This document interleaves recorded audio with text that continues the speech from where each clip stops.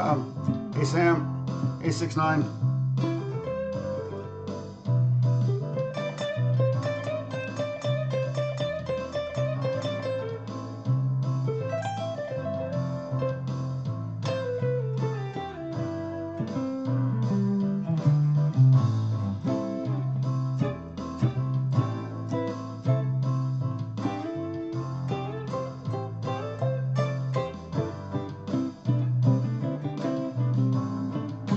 Hey Dan.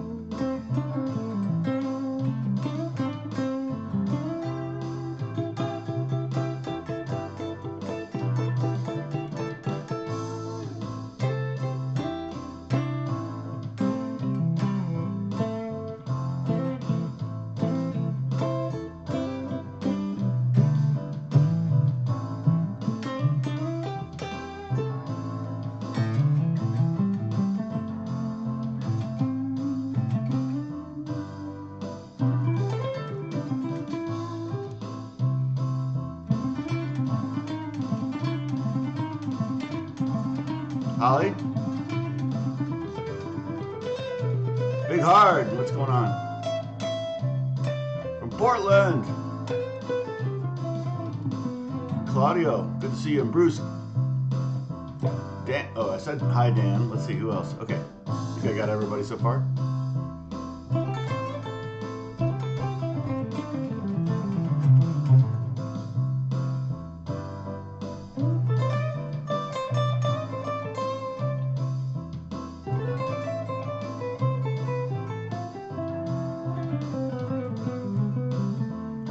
Well, it seems like we got a lot of people already on. I could be wrong. Everybody may just be vocal, but 18? Not bad.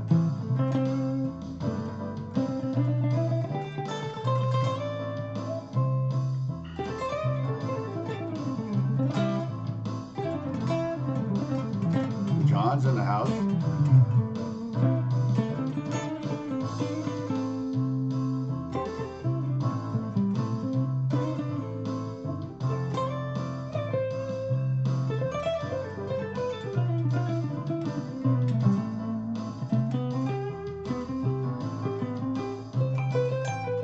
Classic 80s piano lick. MG, good to see you. From Poland. Awesome. My nephew married a girl from Poland.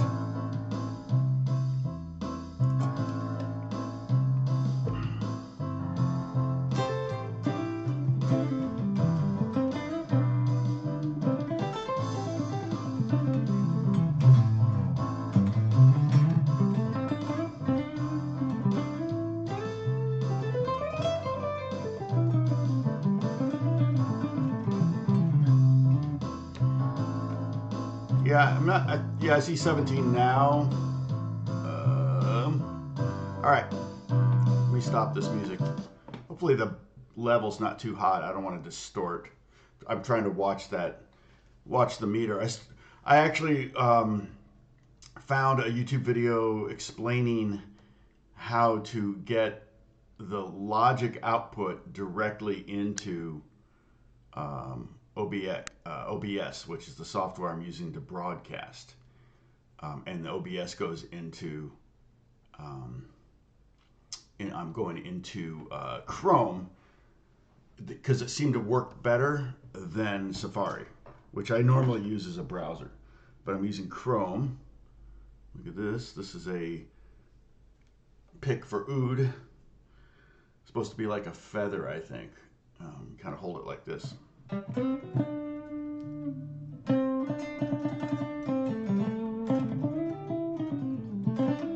I was doing a bunch of Middle Eastern instruments yesterday. Just ordered a new long neck saz. I have a short neck saz, and I ordered a long neck saz, and it's saz, S-A, and every time I type it, it corrects it to sax, but it's called a saz. It's a Middle Eastern instrument.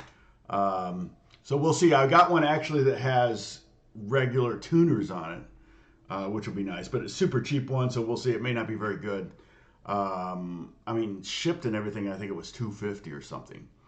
So that's pretty cheap for an instrument. But again, 250 for someone in Istanbul may be a lot of money, in American dollars. So, our dollars go pretty far in some places. And so, I don't know.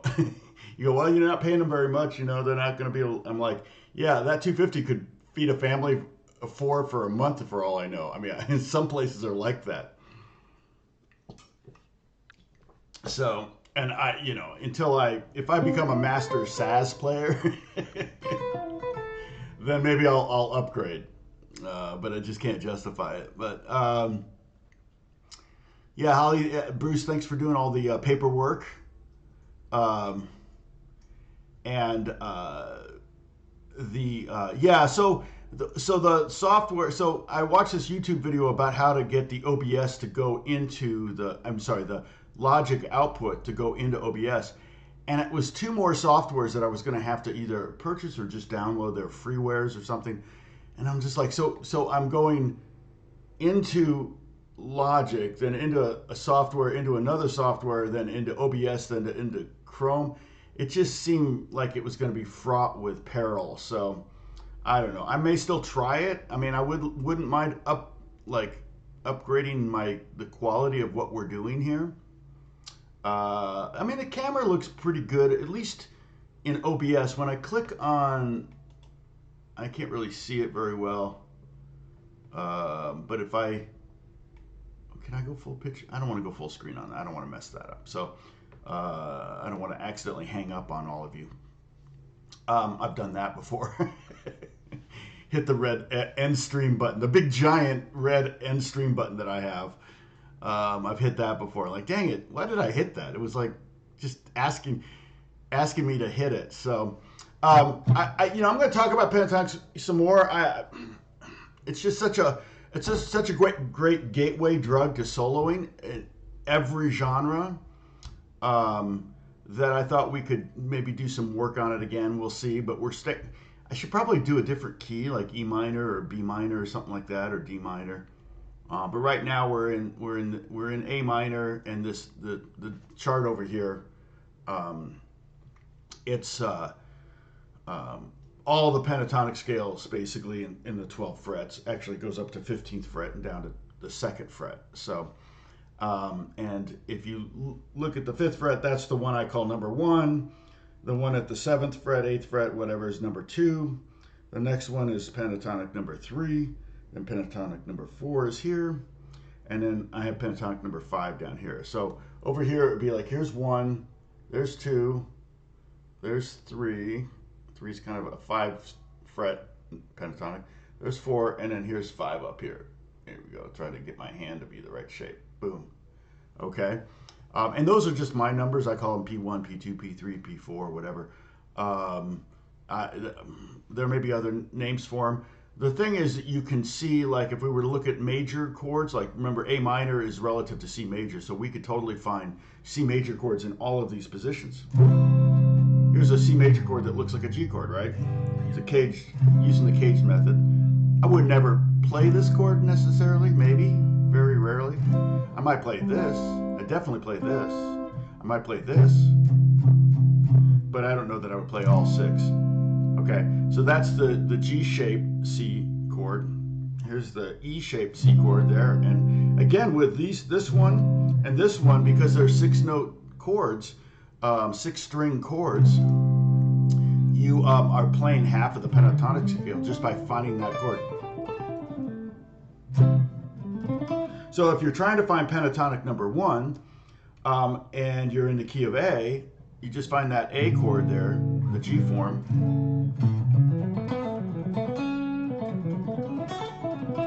And there's pentatonic number 1 in the key of A major. If you're trying to find E flat major, well, you just take this G shape, A flat, A, B flat, B, C, C sharp, D, and lo and behold, here's E flat, here's E flat minor, or E flat pentatonic.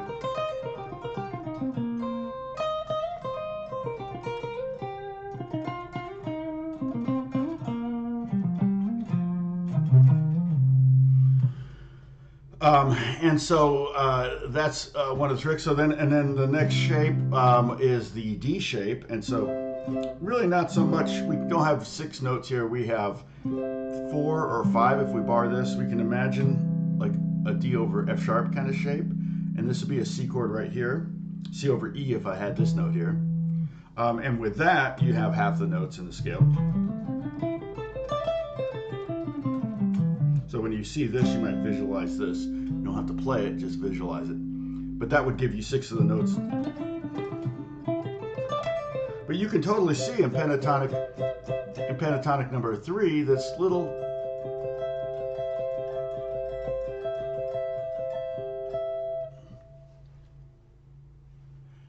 which courses are we talking about here?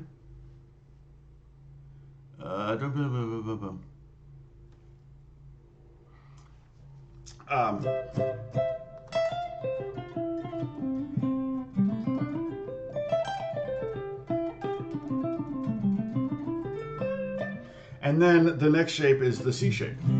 And if you can play like imagine a C chord with an open E string, there you have half the notes in this scale. So if you can find like this E chord here, then you can find that pentatonic in the key of E. And so that, you know, which came first, the chicken or the egg? You know, did the shapes lead me to the scales, or did the scales lead me to the shapes? Actually, in my scenario, I wasn't aware of the caged method. I used it, but I didn't know it was even called that. But I would use it, but I learned the scales first, and then went, oh wait, I can find this scale because it's wrapped around this chord. So that's kind of what I'm saying here. And so the last pentatonic number 5 is kind of based around the A form. So here's the A form C chord, and I'm putting the G in the bass, so we have 6 notes. And with that, we worked on this last week.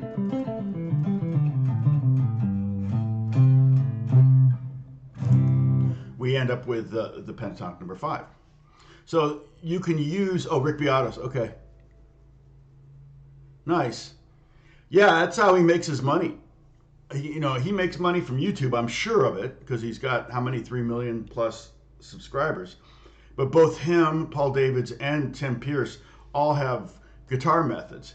And if you think about it, if he's got 3 million subscribers and 1% of them buy his program at $100, if 1% of his subscribers buy his program at $100, what's that? 30,000 subscribers times $100, that's $3 million. And it's digital, so it's not like he has to print anything up and mail stuff off like we used to have to do if we had some product that we sold. So it's pretty crazy. What was the price on the program? It's a 4-course bundle thing. There's actually some reviews of it. I mean, I remember buying the crazy Ted Green books, and I saw some pictures I saw some videos reviewing Beato's book, and he's got pages where it's just chord diagrams, just pages of those, kind of like Ted Green, but his have only like 20 diagrams on a page, whereas Ted Green, let me see if I can drag in a PDF of a Ted Green book.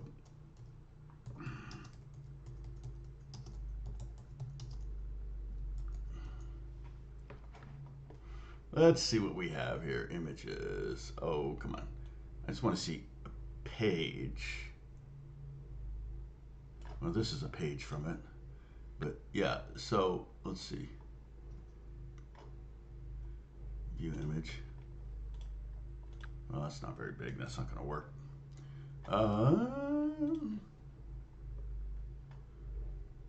Here's another one.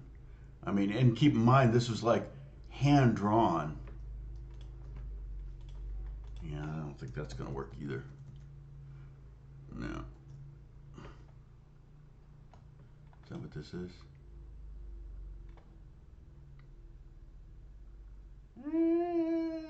No, I don't think that's what that is. Okay, let me go back. Still trying to find. Oh, Whoa. Is this a page of it? Yeah. Let's see if I can find this one. This is a classic. Oh man, it's just too small. What is the deal? It's the classic Ted Green musings and chicken scratch. Freaking amazing. Here's another one. Okay, this one might be big enough. You see, oh dang, what is the deal with these? Are they just trying to protect them so that I can't? Let me see. Save to, okay, let's go to downloads. I'm going to drag it over to the my YouTube folder on the desktop here. Let me see how big this is. I don't think it's 300 by 300 or something like that, so it's not going to be big enough, I don't think, for you guys to see. But it's, you know, you can look. I mean, some of you may have the, yeah, but maybe from this, I'm gonna go ahead and drag it in here. Let's see what we get. Okay, check this out. Let's see what it looks like. Yeah, you can see it's pretty small here. But you get the gist of it. You know, this is what the Ted Green book looked like, right? He had printed up all of these, and then they would typewriter in here at the bottom, like some information. I have these all of his books. I probably bought them more than once. And did I get through them? No, heck no, no. And some of the, you know, like I see that C minor, like E. You got E here.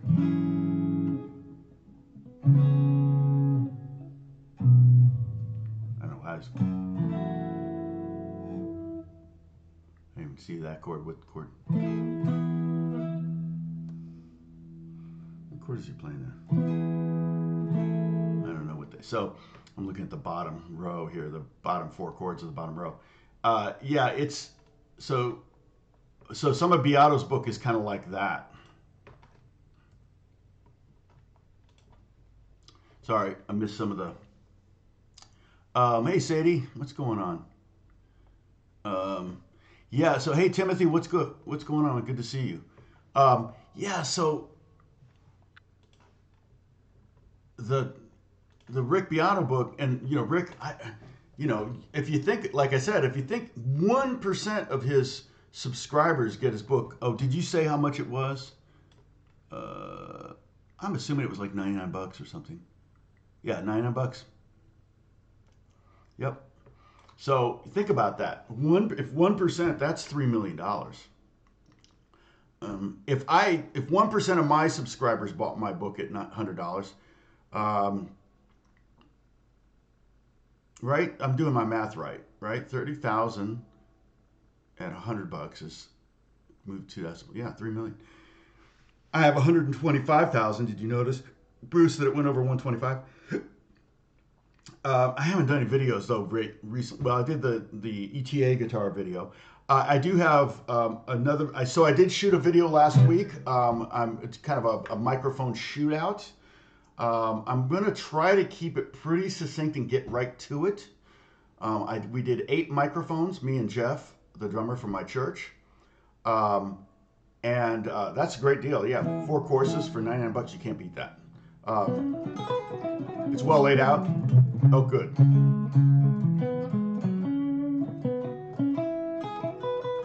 I wonder how much of it was he taught at college. You know, when he taught college, I wonder if any of that was for that, or if he was more not talking to guitar players, just teaching music.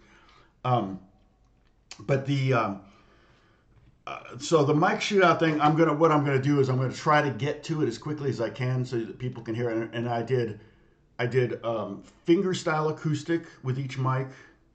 I did strumming acoustic with each mic, and I did nylon with each mic. And so the way I'm going to organize it is I'm going to have, you know, maybe fingerstyle acoustic, 8 different mics, and then we're going to go to strummed acoustic, the same 8 different mics, and then I'm going to go to nylon, the same 8 mics.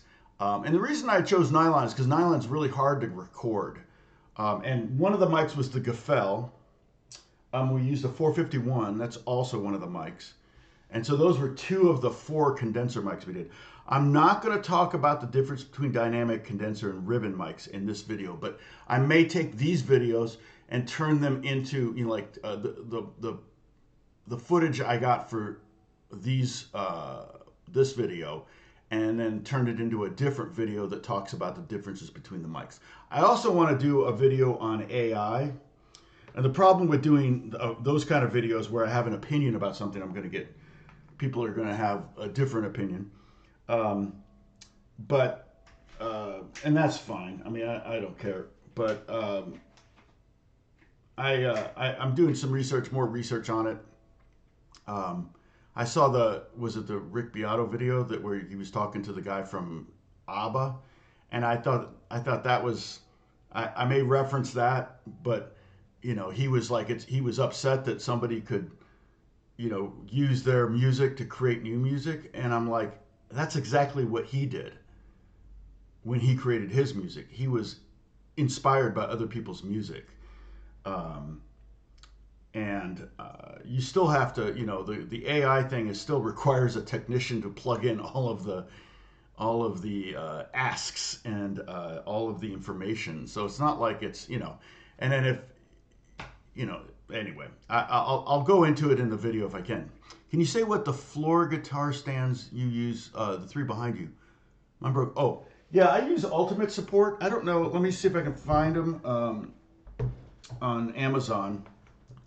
The ones that I get, I really like them. They work with all different size necks, but they have the new ones. I think they drop. I don't know. Let me look it up. Hold on a second. Boop-a-doop-a-doo.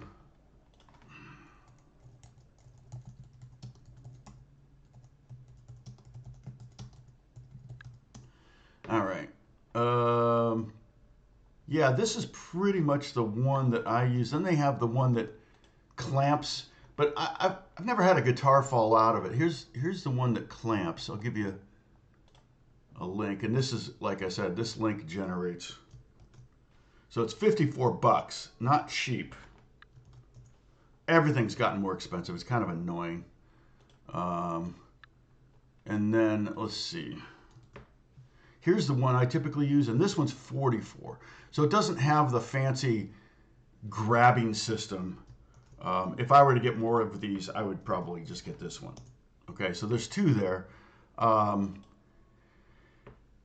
Yeah, and, you know, you can, and the other thing is that you click on that link and go do your Christmas shopping. I get a piece of that too. So it's kind of cool if you, or just bookmark that link and use it as your Amazon link, because it's got my little Tom Strahle website code in there. Back when seriously, that goes back to the 90s when I had a website for worship leaders and worship guitar players and stuff. And I put a lot of links. And one month I made like $350 from my link because somebody went through and bought like a whole PA system for their church from Amazon, which is kind of funny. But I was like, wow, you know, typically I'll get like anywhere from 10 to $20 every 3 months or something like that. I finally got a check or a deposit from, I think, you know, now that they said they sent it, but I don't remember seeing it, but I'll have to look for it. I think it was $87 from Sweetwater, and I think that's the first one. I had set my Sweetwater amount to like, don't do anything until it hits $50. And so once the royalties got, or whatever you call them, got to $50, you know. So let's see. Yeah, the cheapos, it tips forward. I don't like those, or the kinds with the spinny things at the bottom. This one works pretty good. Let me show it to you more up close here.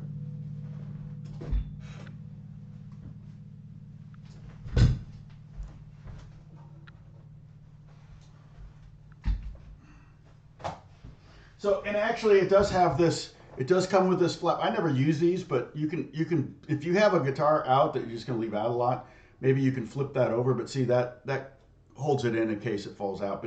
But it sets back pretty far, and then it has a little thing back here so you can set it there so it's not like hanging. But it folds up really nice, okay? I've never had one break. You can obviously adjust the height. this is kind of an interesting, you just twist this, you get them all straight, hold on, there you go, twist it, and then they all collapse. And it snaps into place, so, I mean, there have been times where I forgot to snap it into place, and I sat down and it just goes, so you gotta be careful there, you gotta remember to click it into place.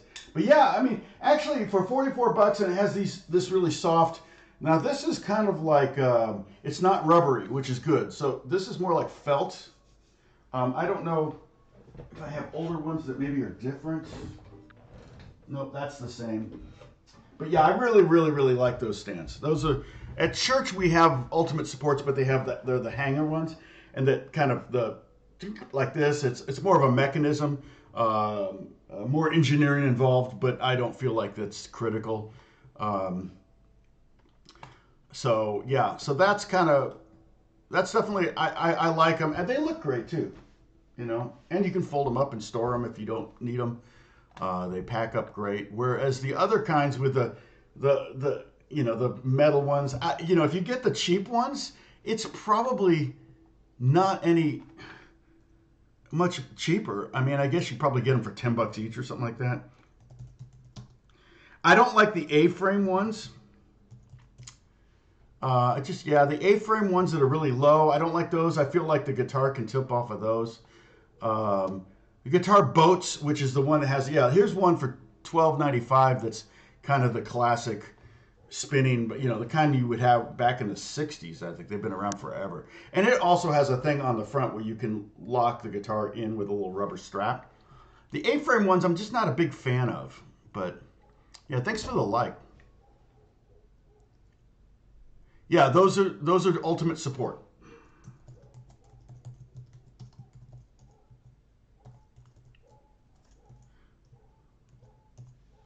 There's a link for them, so you can. They have. Do they make guitar boats? Guitar boats are the ones where you can have multiple guitars lined up. We have those at church too. I have a 7 boat over here, and I think a 5 boat in my other office. Happy Monday. So yeah, that's kind of what. Now let's get back to the pentatonic stuff.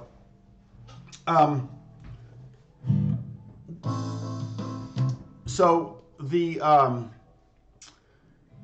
if we were to look at pentatonic number 4, which is the one that's all the way up here at the 12th fret, you can see the lower of each string note they're all on the 12th fret except one, okay?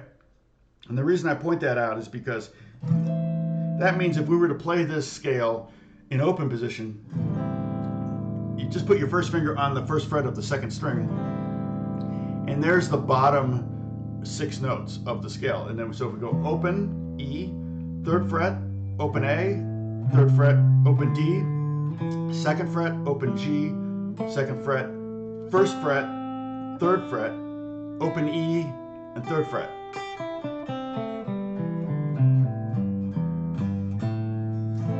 Okay, yeah, and you could totally play in there. Now, if I were to maybe play an A minor pentatonic over a bluegrass thing,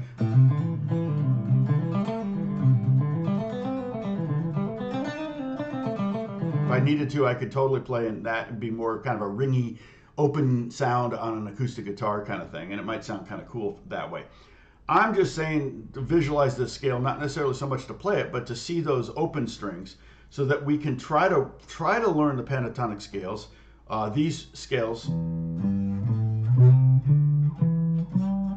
on each string individually. We talked about this before, so you can learn them. You know, would this be laterally and longitudinally? This would definitely be longitudinally because it's long. That's how you remember latitude and longitude. Longitude's the long line. The latitude can be really short if it's up high, but really long if it's around the equator. Right? Am I right there? So this would be longitude and that would be latitude. I don't know. Tell me if you got a better name for it. It probably is, and I'm just brain farting on it right now. But to be able to play up and down the fretboard or up and down the neck, knowing to be able to play the scale on one string, and we talked about this before, And that book, I've talked about before. I can pull this up too. The Advancing Guitarist.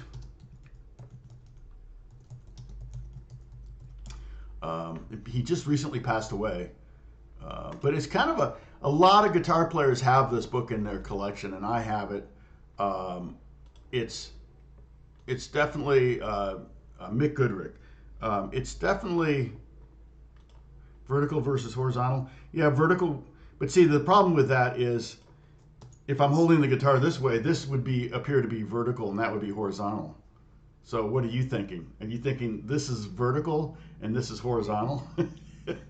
So that's what it's just confusing to me. Oh, the formula for the pentatonic? That's a great question.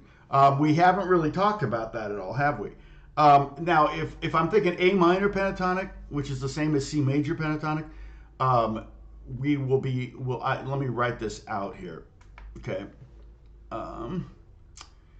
It's going to be just minor thirds and major seconds. In other words, major third is minor third is 3 frets and a major second is 2 frets. Okay, so check this out. This is how I'm going to do a little text thing here. No, not image, text. There we go. Yeah, whatever. All right, so A minor or minor pent formula. All right. So we start with a minor third, then a major second, right? Then another major second, then a minor third, and then we finish off with a major second. And that would be our formula. So if we were to go, actually, this is kind of fairly easy if you think about, there's no good place to put this, sorry. Yeah, you don't want to put it there. This is okay. Kind of easy if you think like 3, 2, 2, 3, 2. As far as frets go. So let's look at that on the A string. It's the most obvious place to play it. So A, go up 3, 2, 2, 3, 2. And you just made an A minor pentatonic scale. Backwards would be 2, 3, 2, 2, 3. Okay? Minor third, major second, minor third, major second. Okay? And backwards, major second, minor third, major second, minor third. Okay? A major third would be this. Right? Minor third is. So it makes sense that a minor pentatonic would start with a minor third.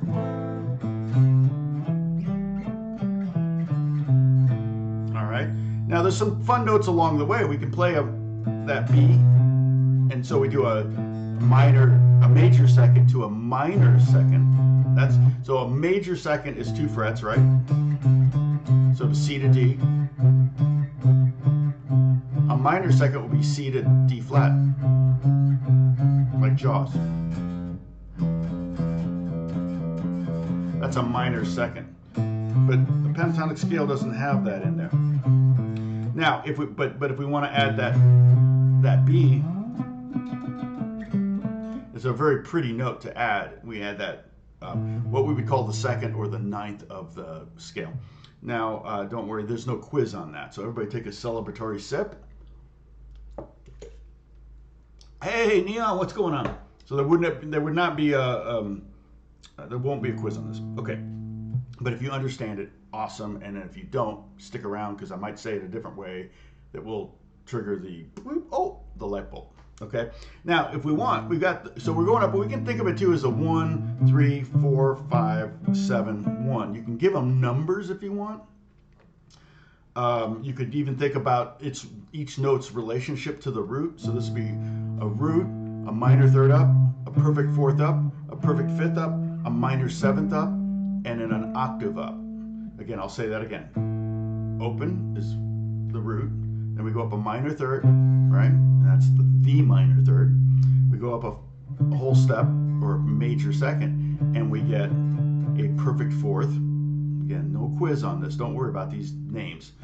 Perfect fifth, go up to the seventh, or minor seventh, or sometimes we might call it the flat seventh, because in a major key we would have that, a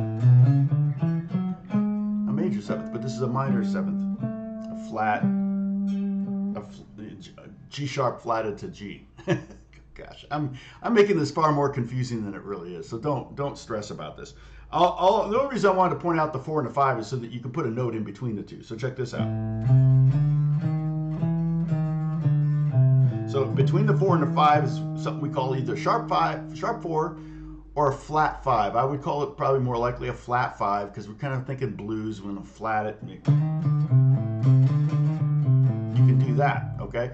And if a minor pentatonic scale works on a progression, then I guarantee you a minor blues progression is also, or minor blues scale is also going to work over the same progression. I'll play it over our progression here, and I'm just going to stay on the A string. So.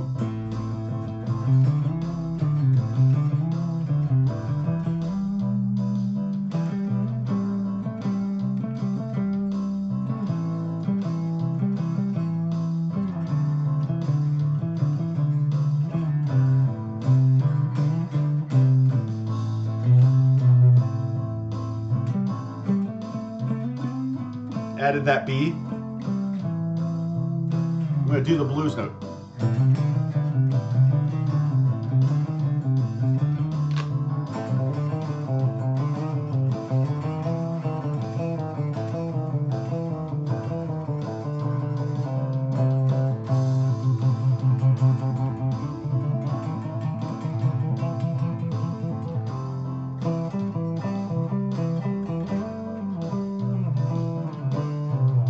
Now, that's one thing you could try to do if you want to kind of practice getting the notes down for these, on each of these strings for the scale.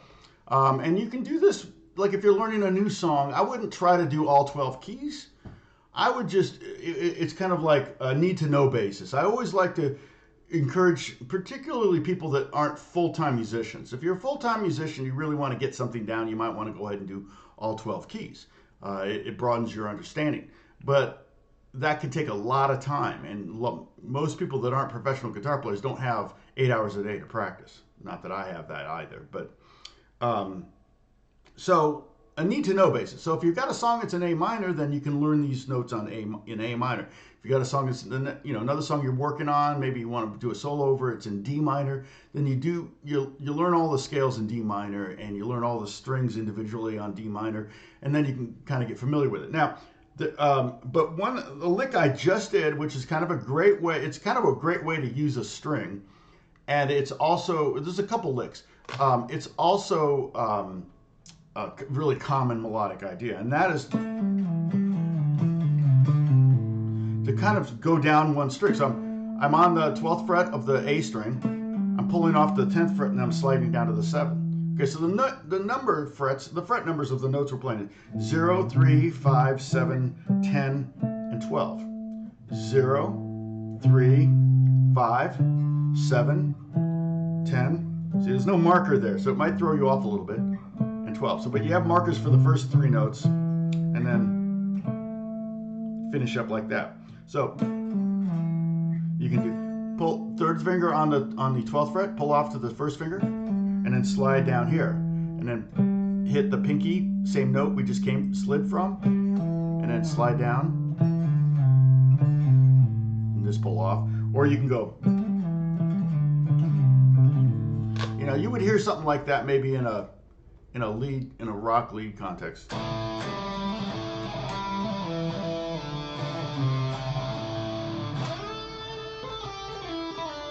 Right?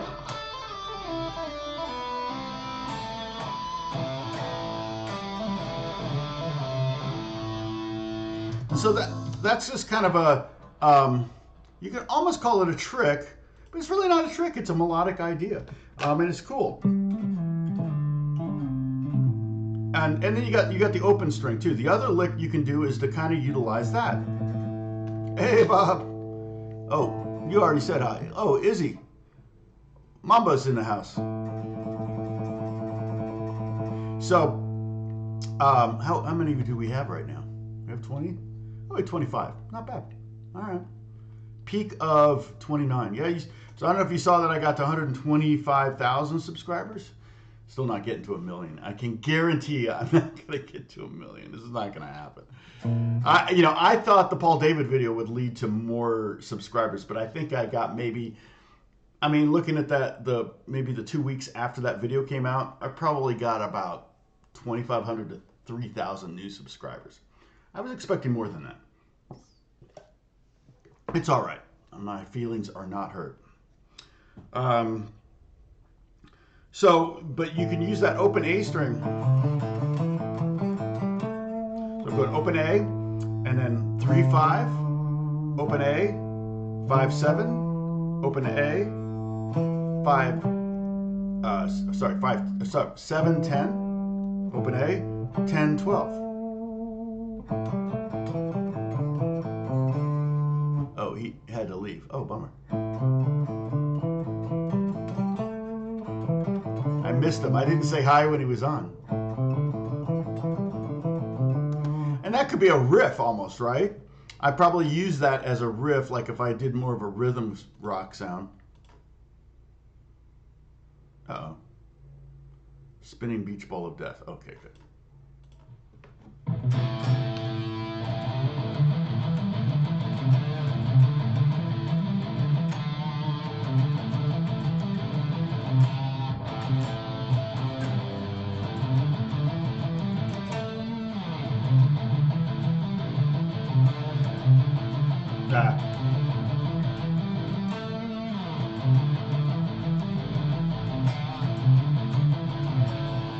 There we go.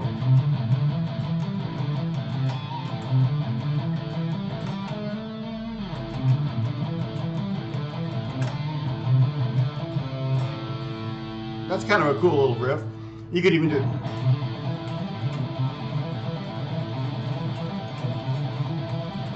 fast and make it more like a, like a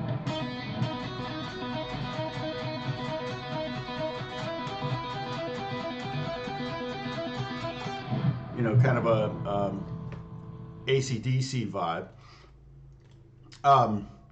But yeah, so that's another thing that you can kind of utilize, or another ideas, that you can get from learning the scale on one string. Okay, let's go to the D string. D is in the scale. Sorry, Jenna, what did you ask? Where was that? Same for major pentatonic, yeah. But the formula for a major pentatonic would be different. So the formula for a major pentatonic, that's why I wrote minor pent formula up there. The major pent formula is basically the same thing, but you're starting on the second note.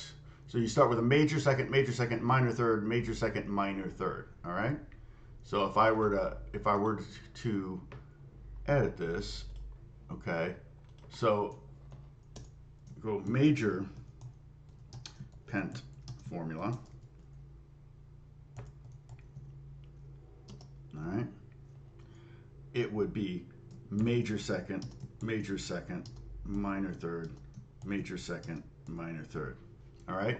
So you're just starting on the second. Oops. There we go. You think I'd figured this out by now? Okay. You just start on the second note of the minor pentatonic, and in this case, if we started on C, that would be C major pentatonic.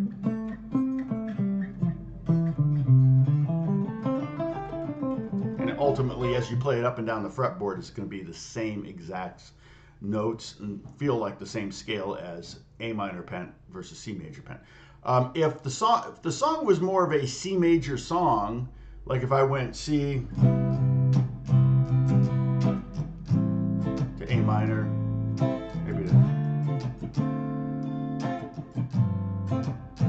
or like a breezing kind of vibe, then I might play the exact same scale, but instead of thinking A minor pentatonic, I would be thinking C major pentatonic.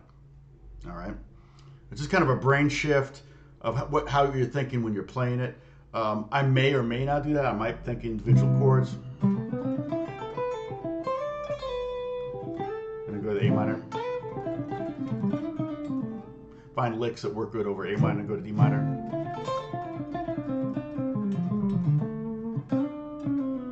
And then find something that works over maybe the dominant chord, and that's where you can kind of have some fun, where you just do some weird scale or something like that that maybe takes you to another world for 2 beats or 4 bars or however long you're on this. So yeah, hopefully that helps. Thank you, Bruce, for pointing out that question. I missed it. I try to glance at the chat. Sometimes you guys chat so fast, things just escape me, or sometimes I get totally distracted by a squirrel. All right, so let's do the D string. D is in the scale. D is in that scale. So we have open, 2nd fret E. Then and then we go up to the G at the 5th fret. Then we go up to A. Here's our root now. We're at the root now. This is the 7th fret. So open, 2, 5, 7. Play that with me. Open, 2, 5, 7. And that blues tone is right here on the 1st fret. So you could have some fun with that. That could be kind of fun. Sliding into the E note from the E flat. Exactly, Holly. And then if we go from the A, we go up another minor 3rd, and then a major 2nd. And then if we want to keep going, probably going to want to go all the way to the root at least, in most cases, so you can resolve it. Let me play a little bit using the scale at that on that string, okay? And the open string is the D. So the D is, there's no D in the A minor chord, there's no D in the F7 chord, but there's a D in the G chord. It's the 5th of the G chord. So, but it might sound kind of cool to have that be kind of a drony note. It's going to sound a little weird because it's low. With maybe the G string, it's going to be a little bit better because you're a little higher up pitch-wise. But with the D string, it's going to be a little, maybe a little on the low side and be like, what? Why is he playing that low D note? So, the 4th over that progression. But I'll mess around with it and see what we can come up with. All right, here's the...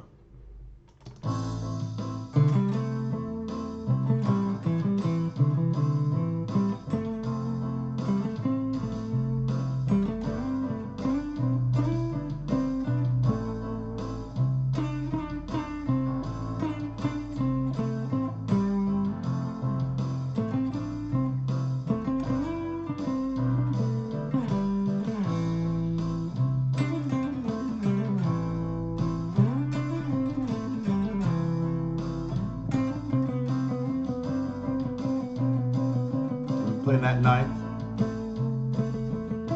Oh, I changed strings.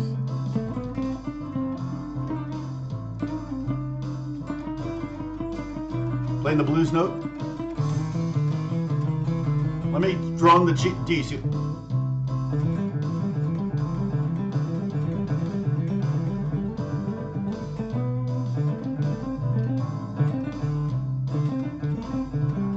Yeah, it sounds a little weird to me. Like, I don't know that I would use that. Now, again, there's a couple reasons to learn the notes, the scales on one string. One, it gives you just more familiarity with your fretboard. You might start to learn the notes on the fretboard as you start thinking, oh, okay, A, C, D, E. I know I know that's an E now. Oh, like it took me forever to learn this E flat note for some reason. This one like always messes. I still will like somebody says G flat chord, I'm like here, but then it's here. That's one reason. Another reason though is because it's a great way to move up the fretboard and down the fretboard to get to a different position you want to play in. For example, if I'm like, say we're doing a rock thing and I'm like shredding. I'm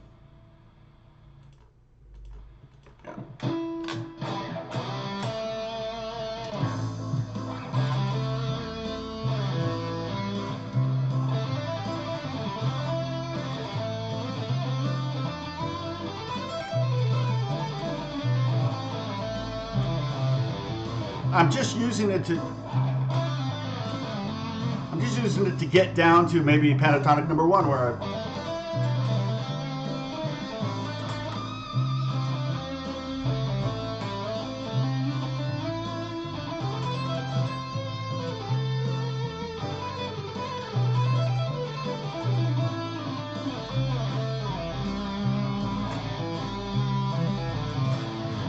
it's just a way to get around the neck better, and allow you to connect the patterns that you're learning with one string between them, and it's used all the time. Every guitar player basically that makes a living does this kind of thing. So sometimes it's seen boxes, but a lot of times it's just like knowing the scale on one string so that you can you could just go, okay, I'm only going to learn this scale on the G string, and just always, anytime you're shifting up and down the fretboard, you might just use the G string alone.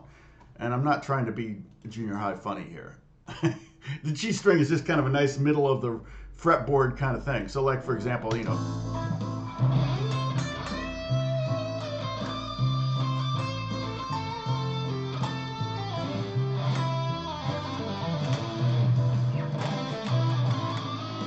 so, sorry, that was really sloppy. But basically the idea was,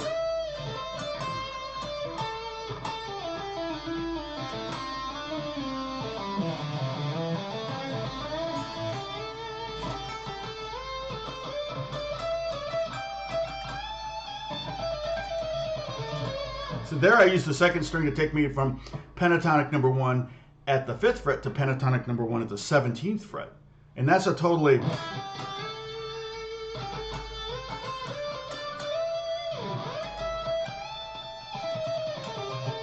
Now all those licks that you know down here sound great because you're up an octave and it's all exciting and everybody's sending chills down everyone's spine, and you're a rock star. See, that's how you become a rock star, if you're wondering. Are there any new rock stars? Do It Again. Oh, the song Do It Again? Steely Dan? I think you're right. It definitely does that, doesn't it? I'm not going to pull it up because I don't want to get a copyright strike, but if that's what you're referring to, or you just want me to do it again.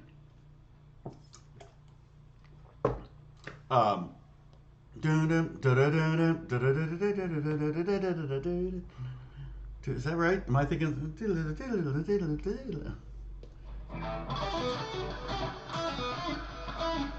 I can't remember how Do It Again goes. I'm thinking of a different song. Okay, so let's go up the D string again. So we're on D, open D. 2nd fret,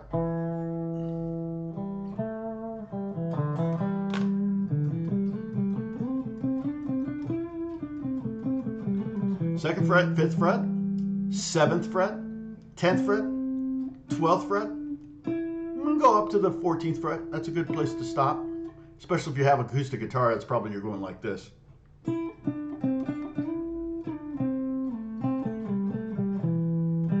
Okay, so again, you're learning the pentatonics, number 1, number 2. You can do it even this way where you go up 1 and come down the other.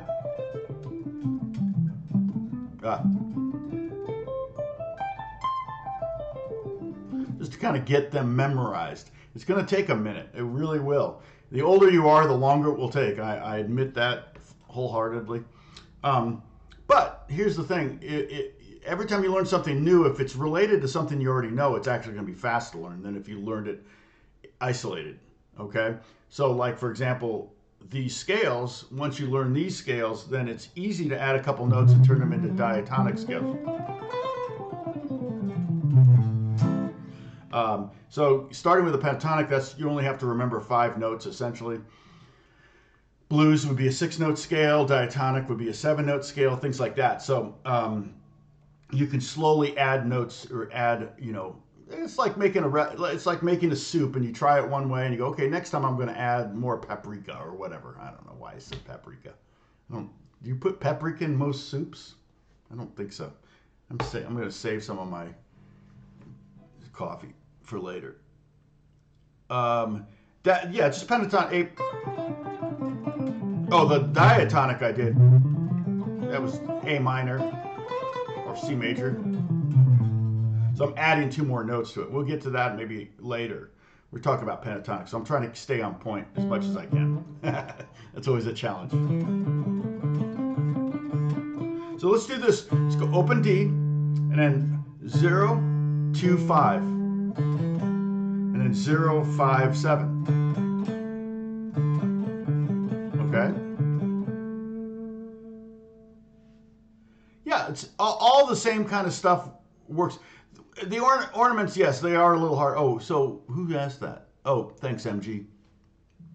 I can pick up acoustic and show you too. And then so I went 0, 0, 5, 7, 0, 7, 10, 0, 10, 12, okay? And then maybe 0, 12, 14. Oh, I'm thinking D minor.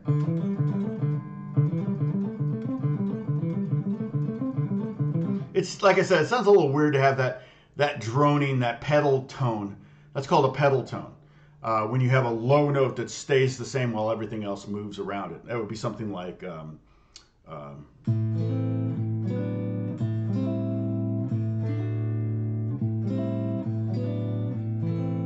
that's a pedal tone. The A is a pedal tone. A drone would be more something like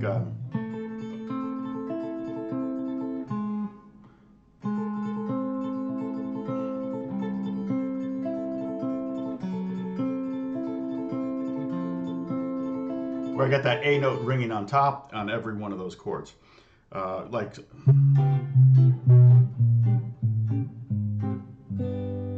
that would be a drone. I get.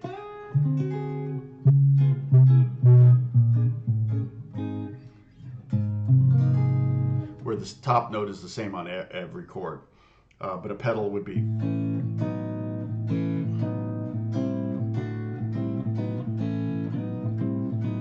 Pedal is the low, drone is the high. Okay, so let me pull this up on acoustic. Oh, I put my acoustic away.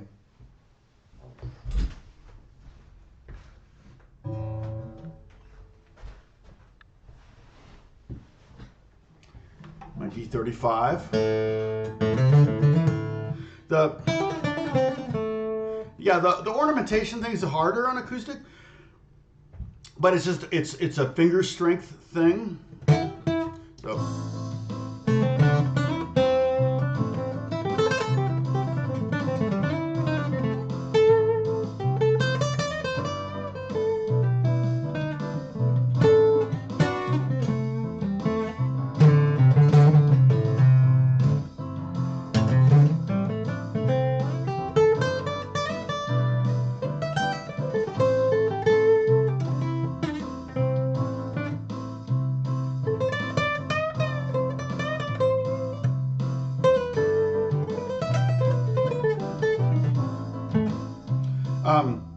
so I can basically play the same thing.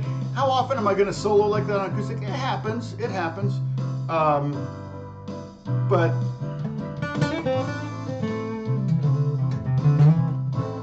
I don't know. Sometimes I might approach it a totally different way than if I'm playing like on electric guitar. So, but as far as the ornamentation things, it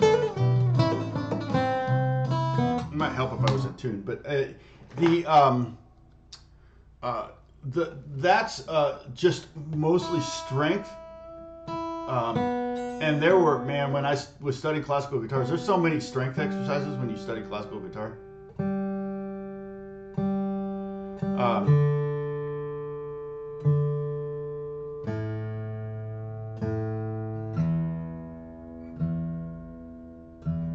But part of the thing about like hammer-ons and pull-offs is it really helps to hammer on close to the fret. Like if you hammer too far back, it's gonna be more buzzy, and you might just kill it right away. It might die a sad, lonely death. The other thing is speed, and also with pull-offs, and this is true on acoustic or electric, it's really not a pull-off as much as it's a pull down. Like it's like if you pull off like that, you know, I'm pulling straight up like this direction. it's not going to work. But if I pull down towards the floor, that's really all you're doing. When you're doing a pull off, is you're replucking the string with your left hand instead of your right hand. So yeah, so basically you can kind of most of the licks I did. It just takes a little bit of time to kind of get that strength in your hand to get a good hammer on a pull off. And like I said, you can just make up your own exercises, right? You can go.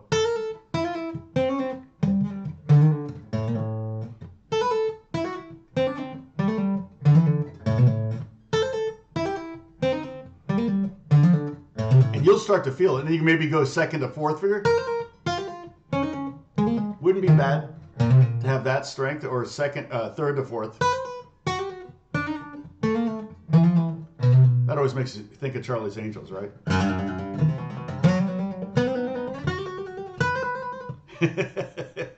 So, okay, so let's go to the G string, okay, junior high kids, and let's play all the notes on that. So we have the open G, like I said, pentatonic number 4.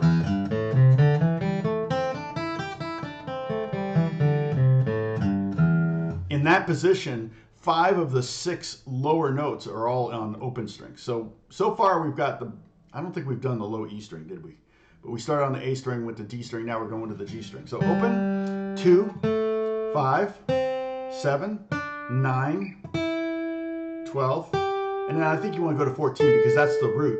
That's an A note there. So it's G, A, 5th fret C, 7th fret D. I'm giving you lots of different information, okay? 9th fret is E, 12th fret is G, octave, and then 2 more frets up, 14th fret is A. And that would work.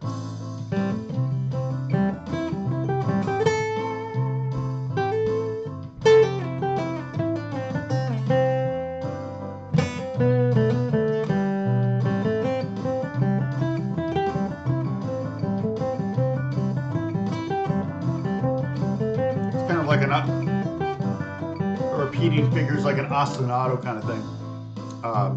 So yeah.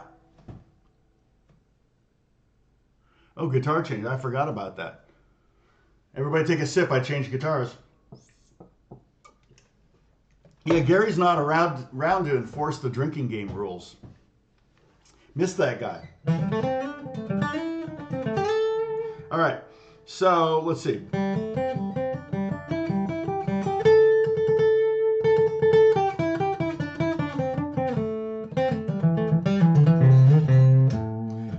Bob, is Bob Schumann still on?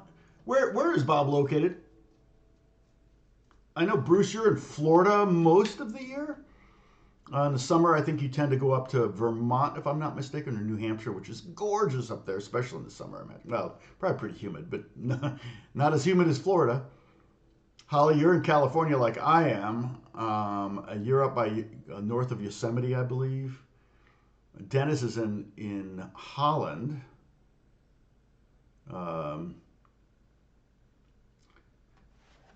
Yeah. I guess the lesson's over. I was talking about the strings. So yeah, so we can use the one string.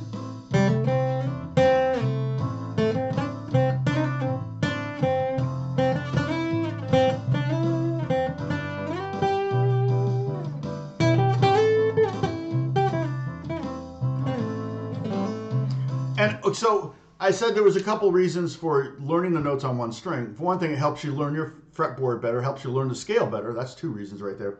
Helps you give you transitional roads, like little secret roads or freeways that you can take to where you want to go, right? This is a town, this is a town, you can go this way. There's multiple ways to get from one town to another, essentially. But the other thing, too, is, again, is just to kind of get your brain to think about outside of the box. And literally, because when you're playing pentatonic scales, it's so boxy that you tend to do the same riffs over and over again unless you can find a way to get oh, that's right, Bob. You're up northwestern Ohio. Man, that Ohio State and Notre Dame game was insane. Holy cow! I have to I was born across the street from Notre Dame, right? I mean that's so I'm a Notre Dame fan, so I was bummed. I thought they had it. I thought they won it. They were stupid. They played stupid at the end. Horrible time management. They could have won that game. I don't know. I literally don't understand how some coaches have a job when they do that kind of time management. It's crazy. And then the other thing is, in college, I was like, does the clock stop on every first down, or did it just stop on that first and goal they had? Um,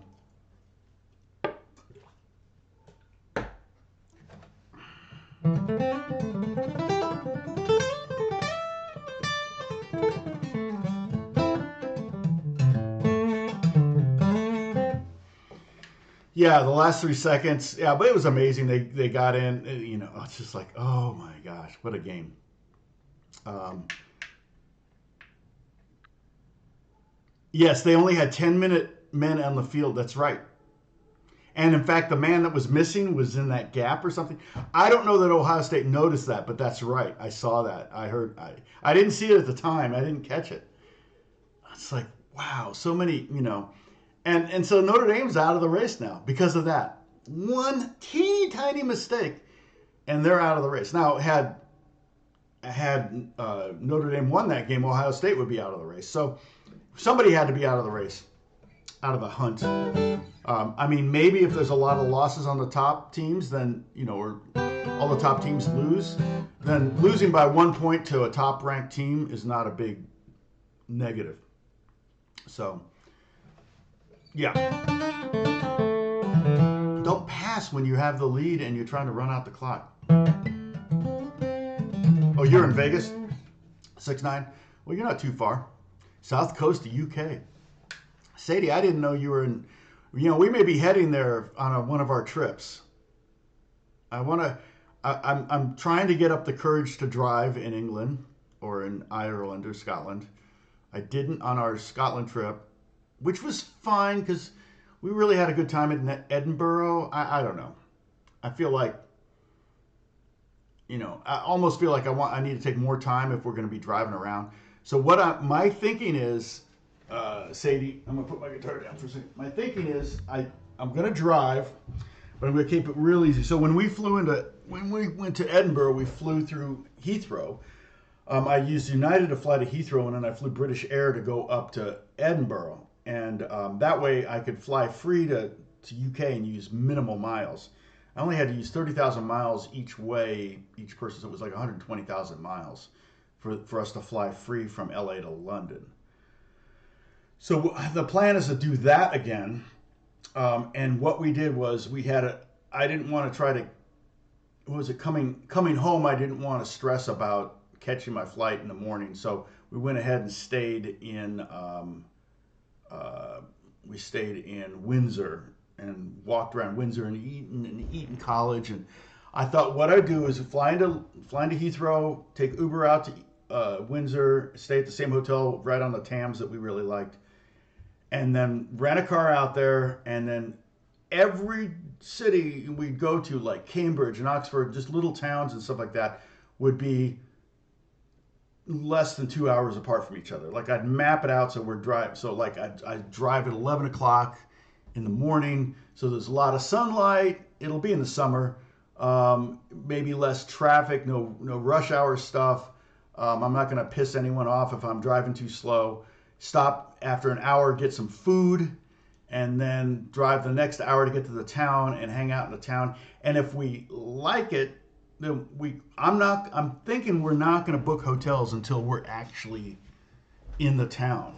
I've been doing that on my phone, looking at like different towns like Oxford and stuff like that, and we can get boutique hotels, which I would prefer, but we can also get just simple like Hiltons and Marriott's and things like that in most towns. So if we have to do something like that, that's going to be a little bit more predictable.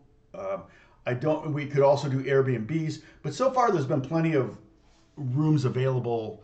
And that way, my thinking is if we really like a town we're in, we'd stay a couple, maybe 3 nights. Um, so that's kind of, hey, Zach, what's going on? So that's kind of what I'm thinking for our next trip. But yeah, the driving on the other side of the road and having the steering wheel on the other side of the road, that's going to be kind of like what, you know. So I'm hoping it's not too crazy. Beth can drive too. Either one of us could drive. So, but that's my dream. I have not driven yet in Europe. I've just always because generally I like to be in one city and just kind of take it all in and pretend like I'm a citizen. But there's so many cute towns in southern England, and again, if we end up in one town we just love and we just want to stay there the whole time, then maybe we'll do that. But I doubt that'll happen because I tend to get a little bit bored if I run out of museums and churches to see. But you know, I don't know. It's a vacation, so I should chill. But if I'm going to take a vacation like that, I'll just go to the beach. But I can't. Yeah, I have to do those kind of vacations. Uh, yeah, we've done. Yeah, well, I don't know if it's a wrap up, Bruce. I haven't decided yet. I haven't decided yet. It may be the last one, but I don't know. It won't be the last one if I can't come up with anything to do next week. But did anybody have anything they want to work on that you want to learn? Maybe. This is the time to ask. You can also go to the Discord and then we can check it out. Yeah, I'm sorry about that, Bob. That was awful. I'm assuming you were having some symptoms, or was it blood work that kind of said, oh, there's something going on, and then they did a CAT scan, or were you having symptoms? I think it affects your eyesight, right? And you said steroids. I didn't know if you wanted to talk about it here.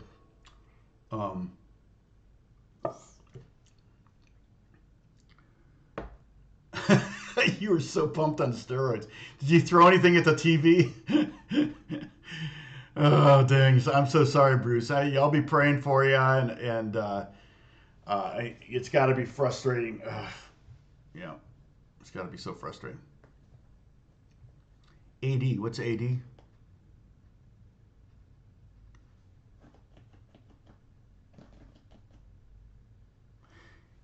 Oh, yeah, many symptoms, yeah. Because it's messing with your brain, right? Are they going to go after it? Are they going to go try to take it out?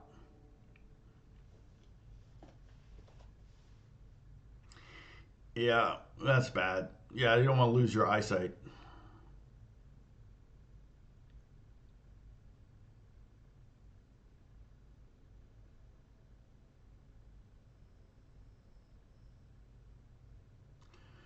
Your ex had a left-handed car there. Yeah, and I know I don't drive stick anyway, so I know to ask for an automatic because then you're on the left side of the car, you're on the left side of the road, or I mean on the right side of the left side of the road, you're on the right side of the car, and then your stick is on your left hand, which is just like nope.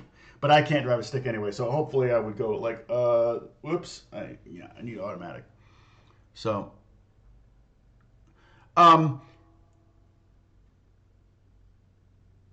superimposing pentatonics, like what in different keys superimposing, um, like for example, like pentatonic number 1 over this jam,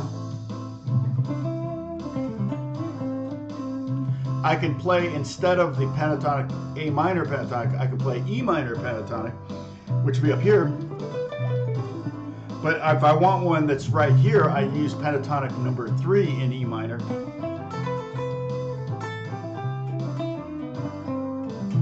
And you could use all the notes in both those. Like that, or you can just play one or the other.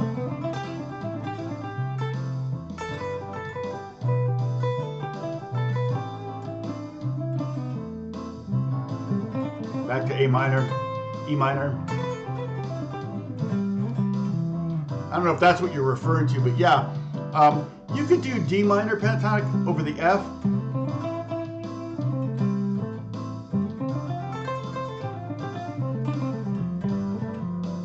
It's just a little weird. It doesn't quite sound so good. When you've got a defined chord progression like that, if you're playing over like a 1-chord vamp, you can kind of take more liberties. particularly if you're playing over like a seventh, you can do a lot of different pentatonics over a dominant seventh. So I don't know if that's what you're referring to. Um,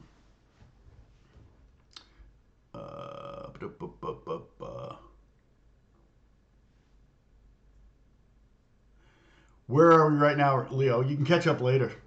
Yeah. Oh yeah. Thanks, Bruce. Jenna was asking about capoing.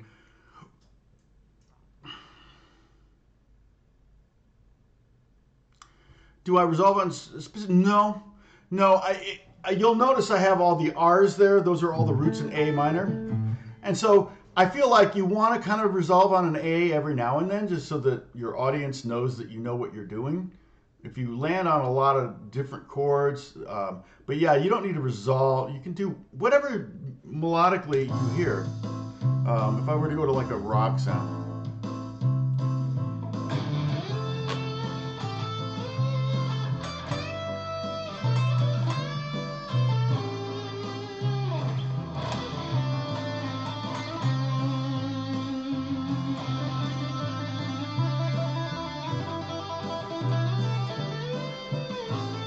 There I'm ending on the A.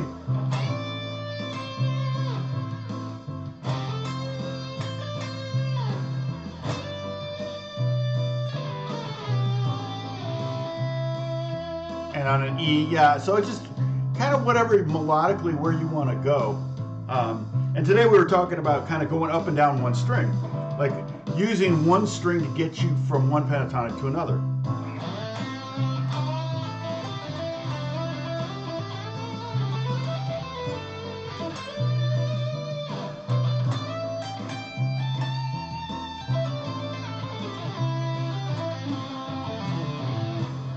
So I just use the B string to go down from pentatonic number 5 down to pentatonic number 1.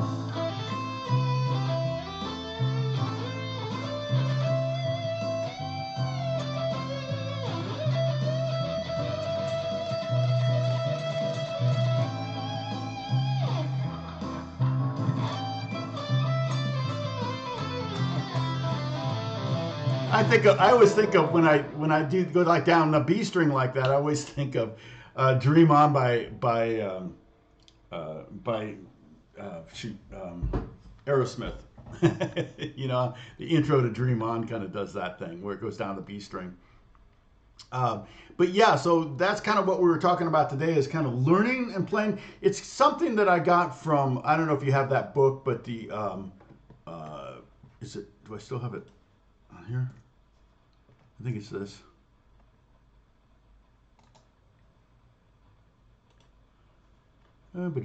Yeah, The Advancing Guitarist. I don't know if you have that book, Zach, but you might want to pick it up. It's a great way. When I first got the Advancing Guitarist book, I was kind of disappointed because there was no music or tab in there. And I'm like, what the heck? What did I just buy? And then I started reading and I went, oh, this thing is designed to make you think outside the box. That's actually really cool. So it actually kind of taught me that that's a thing. Like I almost didn't think of it as a thing until I read this book. And so that was one of the things he said, like only solo on the A string and the G string, for example. So you take this chord progression.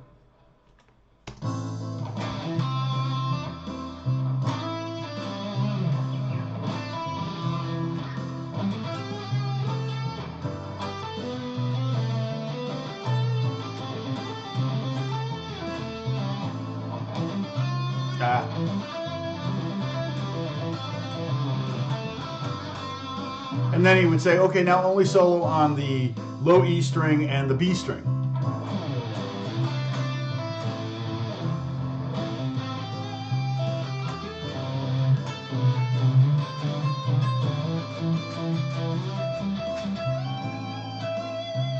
And it just makes you see the neck in so many different ways. It's the book is kind of designed to be to get you out of ruts, I think, and it worked great. Mick taught at Berkeley for years, I believe. He just passed away recently. Let's see, Mick Goodrick, kind of American jazz guitarist. Yeah, died age of 77 in 2022, November last year, so less than a year ago. Gary Burton, Jack DeJohnette, Charlie Hayden did a few records. I mean, I don't really think of him as a guitar player. I think of him more as an educator. Yeah, he taught he attended Berkeley. He taught at Berkeley. Spent a few years touring with Gary Burton. Returned to Boston, settling a career largely as an educator. He has notable students including Bill Frisell, Julian Lange, John Schofield. I mean, Mike Stern. Come on, like his first book is The Advancing Guitarist. So it's a good book if you don't have it. Oh yeah, okay. So yeah, that's right. I forgot about that. Yeah. Okay, so you have that book. That's good. Somebody told you to get it. That's good. Again, for beginners, it's not really a thing. It's not a book for beginners. It's a totally different. It's kind of he assumes you have a certain amount of knowledge in this book, and that's generally where he starts from. So yeah, Mick Goodrick. Yeah.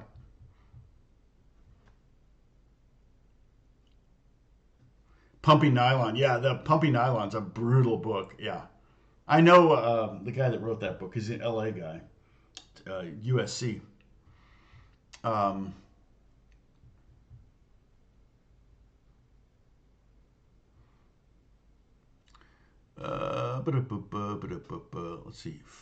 All right. Well, listen. You know what? I'm going to take off. Bruce, I may continue on pentatonics. I'm not sure yet, what I'm going to do. But I will, if I come up with an idea, if somebody has an idea of what they want to learn, I'm happy. We probably already talked about it. We've talked about a lot in these 320 lessons.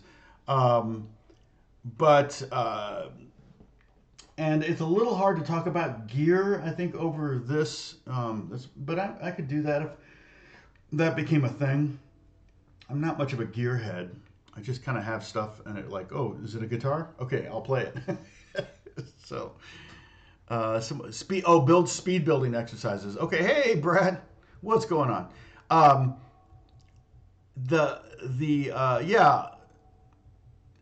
We can definitely talk about that. And usually with speed things too, like I said, it's like you want to start with a small little chunk of something and then keep adding to it. Okay, I can show you that.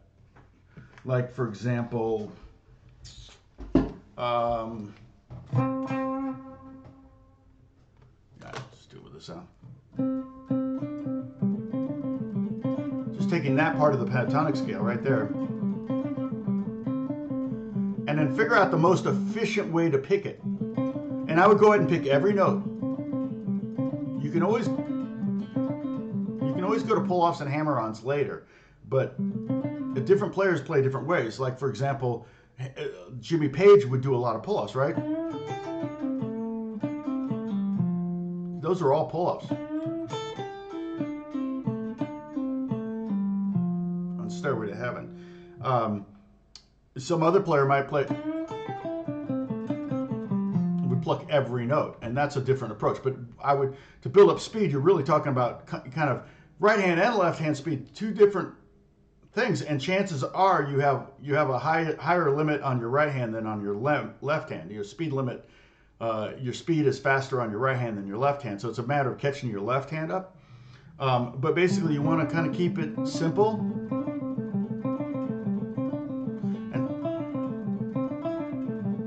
And add a note.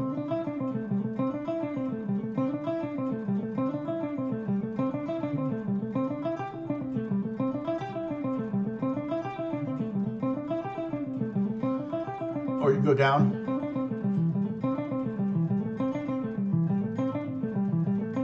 But the goal is to try to be as clean as possible. So it may mean slowing way down if you're getting really sloppy or your two hands aren't together.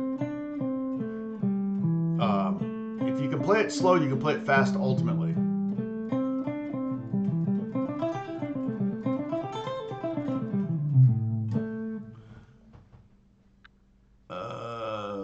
maybe genre approaches, production tips, fingerstyle. Um, Transcribe Eric Johnson solos. And maybe Molly Hatchet flirt with a disaster. Flirt with disaster. Yeah, the Molly Hatchet stuff's hilarious because it's like Southern rock, so it's kind of got that, and then somebody else is going the harmony and everything. Scott Tennant. That's I couldn't think of it. Yeah. Yeah, a lot. Yeah, all of the stuff in Puppy Nylon can be applied to steel stringers. Yeah, totally. Yeah, and that's a classic book. I had that book years ago when it first came out. I got it. Thank you, Dan. Scott Tennant. Yep. Pepper. Hey, Pepper. Sorry, I haven't said hi yet.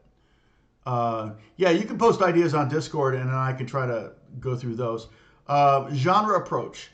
That's a huge thing. Like every genre would have a different approach. Kind of like how you would play over this progression in different styles, right? You know, blues. Like, how would a blues player play over this progression?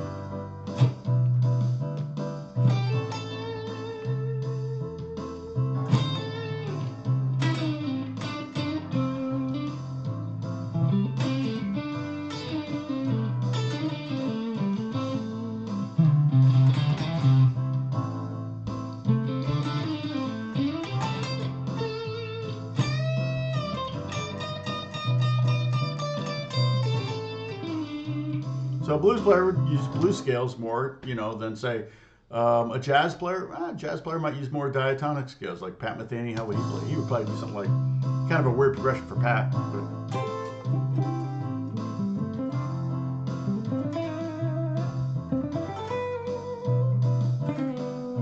he would do that a lot.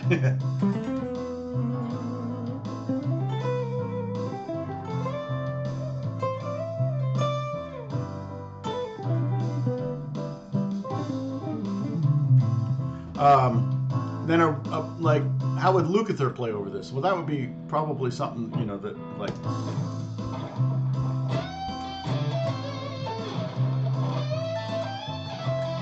Ah.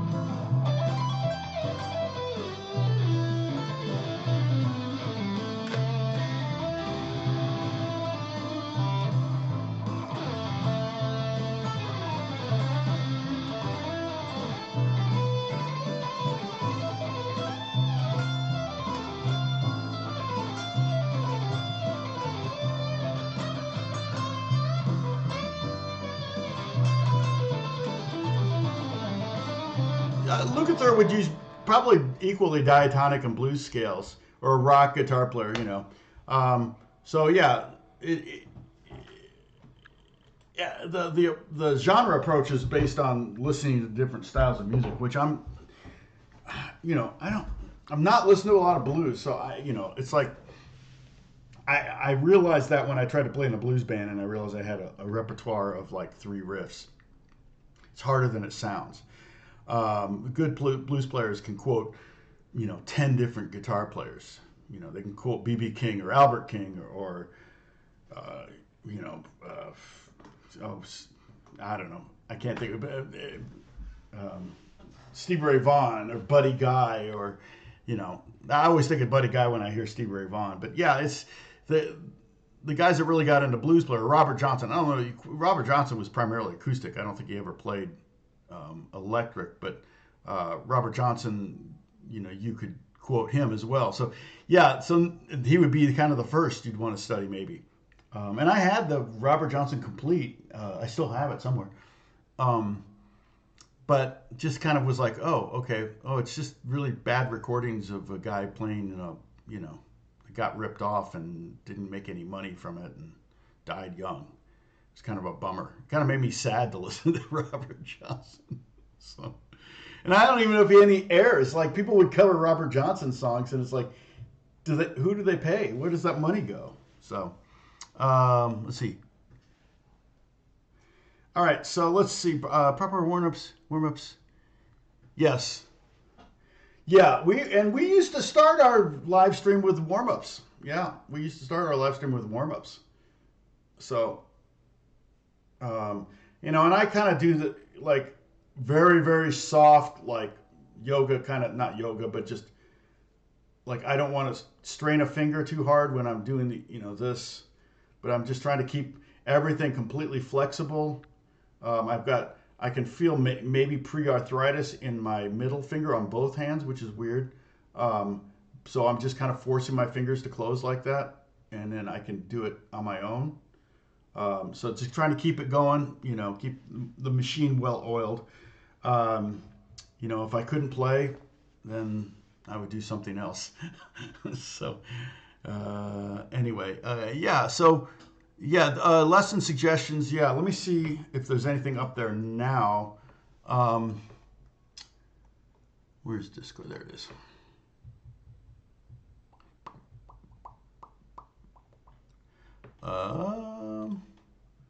Questions for Tom. Yeah, questions about guitar. Is that the same one?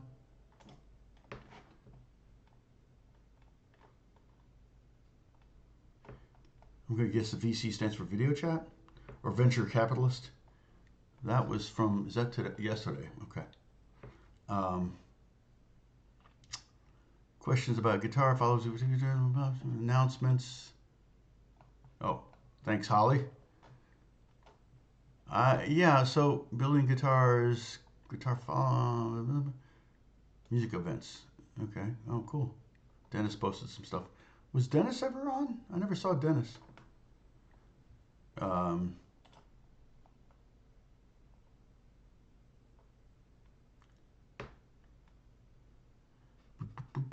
so I guess questions about guitar. That's where you could maybe put in that tab. You could put maybe you know, asking me to do a certain subject. Probably already some stuff up there that I could be. Oh, like I could answer that question. Bruce has got a long thing up here.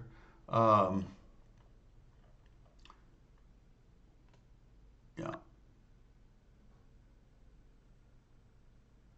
but yeah. Oh, Dennis is on way. Okay, vacay. All right, that's good. I'm glad. Have a vacation. See if I care. Did I give him permission for that? Hendrix. Yeah, Hendrix is great. I can't really, like I said, I don't generally teach songs here, and I don't know that. I mean, I think of like RJ. My friend RJ is really good at Hendrix stuff. Good at getting the sound and good at playing like Hendrix. Um, I do things that are Hendrix like sometimes. I feel like sometimes my R&B playing is a little bit on the Hendrixy side. But I wouldn't be the guy you would want teaching you how to sound like Hendrix. I don't think that would not be something that would be in my wheelhouse, as they say. So proper warm ups is a good thing. Um, yeah, I so we talked about blues. That was back there too. We did basic blues basics, which I'm comfortable teaching. Like I said before, I have my brother-in-law who's looking to spend more time playing guitar, or actually wants to take up the guitar, and he asked me what he should learn. And he's a big guy with big sausage fingers, and it's like no guitar is going to be big enough for him. So instead of trying to play a G chord and a C chord, which would be almost impossible for his hands, D chord would maybe be possible, G chord maybe, but like power chords would be fine.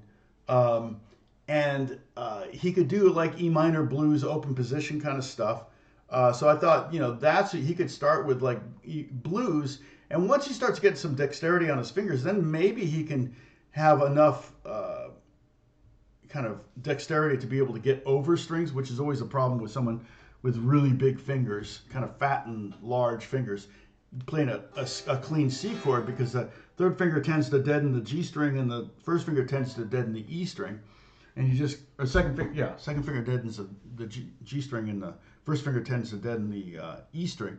So it gets to be really frustrating and you give up really easy because you can't get a good sound out of the guitar.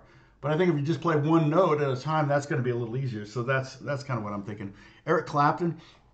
It's funny because Eric Clapton's keyboard player called me a couple days ago or a couple weeks ago, and we talked for a long time. Tim Carmen, good friend of mine, and we hadn't talked in a long time. So I may actually get together with him this week. I have to reach out again. We're supposed to maybe do some writing for an artist he's producing. So anyway, that might happen. We'll see what happens. So questions for Tom. Oh, it's a third. Oh, I see. You're right. It's the third one down. Okay, there we go.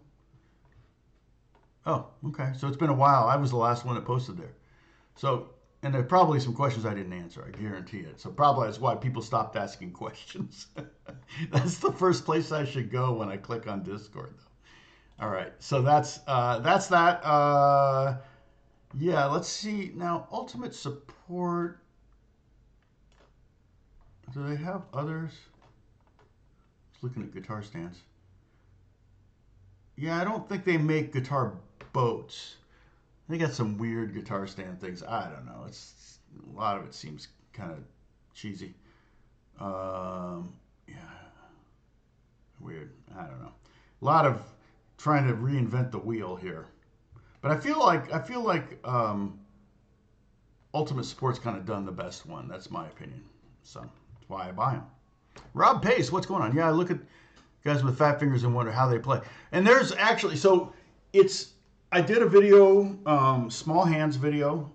A couple of people got a little upset about it. I kind of felt like that was probably going to happen. But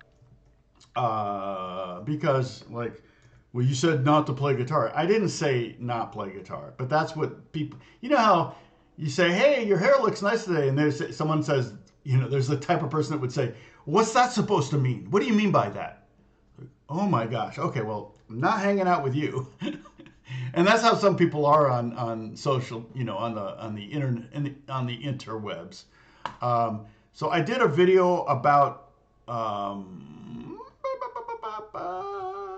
let's see, content. There we go. Small hands. What? Tips for guitarists with smaller hands. Oh, I see. All right. So here's that one. Now, I start out the video by saying these guitar players, I think Angus Young, Andy Summers, have small hands. So that tells you right away in the video that I'm saying, yeah, don't be discouraged. You could be the next Andy Summers or Angus Young. I'm assuming Malcolm also had small hands because they were brothers. So there were a few guitar players that I looked up that had small hands, and I was like, okay, well, that's interesting. I had no idea that Andy Summers had small hands. I know a friend of mine, Andrew Sinowak's a very good guitar player. He's got very small hands.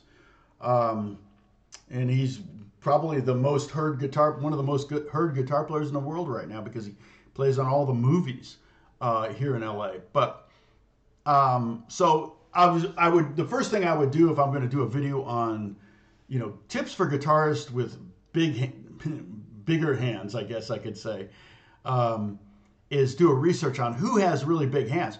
Greg Koch is a big guy. I think he's 6'6" or something. He's got giant hands. Alan Holdsworth had giant hands. But we're not really talking about giant hands because I've got pretty big hands. We're talking about fat fingers. I could do tips for guitarists with fat fingers. That would be really easy to take wrong.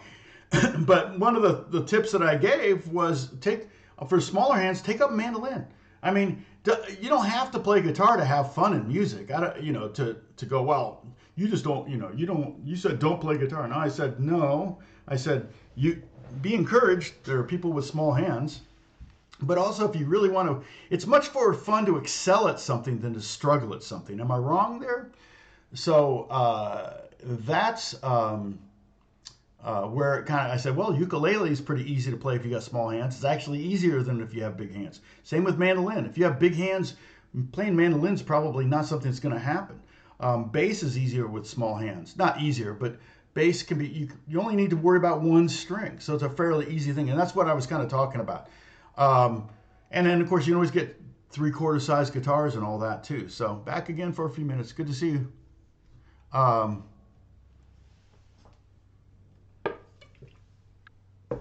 Thanks, Bruce.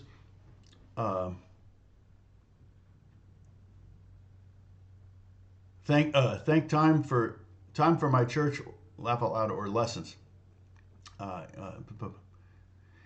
Yeah, so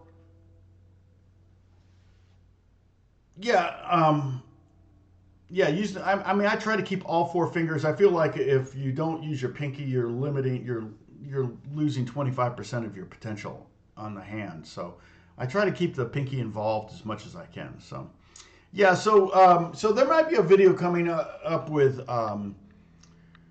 tips for guitar players with fatter hands. How many this one actually is it's a pretty good. Let's see, monetization. Well, okay, I usually do this. No, I see. Analytics, there we go. You can see how much money I've made off of this. In a lifetime, I've only made 54 cents in the last month since upload. 145 bucks. So it's almost worth my time, that video. And I posted it here so you can see it. But and it's kind of comes and goes. There's a little, like, all of a sudden it gets recommended.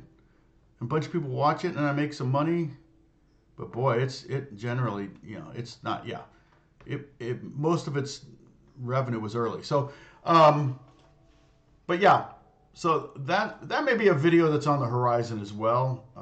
Fat Fingers, also the mic shootout thing, and then also the AI, my opinion about AI stuff, and we'll see. Yes. There's another game tonight, too. A couple games tonight, but we'll see. Yeah, I'm more of an NFL guy than a college football, but I was watching the one game, and it was really good.